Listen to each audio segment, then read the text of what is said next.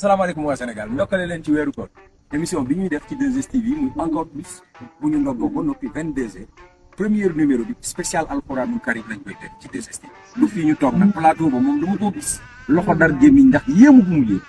léegi nag Albadri la invité ñi garaaw ci alxuraan yëpp dana leen invité ñetti silma xala ma wax ku ci nekk bu ñu leen waxee turam ngeen ni ay kon émission boobu dana garaaw waaye balaa dara di xew ma yëgal leen ne altine bu ànd ak dogalu yàlla résumé d'actualité yi dinaa ko reprendre. Badri maa ngi lay nga ni kan ak kan ngay invité. macha allah incha allah kon bis bi ñi ngeen sopp ci alxuraan lañ leen di indil ku mel ni Maa Opaz ñëpp xam ko ci réew mi ak ñi muy def ci alxuraan dinañ ko invité ci bis bi ak Mouhamed Tine dinañ ko invité ci bis bi ak sëñ Omar mooy kooku rek ma dugal fan yi nga xam ne moom yàlla daf ko def mu natoo ko du gis waaye nag mokkal na alxuraanu karim ak Mouhamed Samb bis bi dana saf saf ak alxuraan ñu ngi leen ciy invité ñëpp 22h suba ci dimanche incha allah. waaye dina am loo xam ne dinañ ko waxtaanee waale muy tegu émission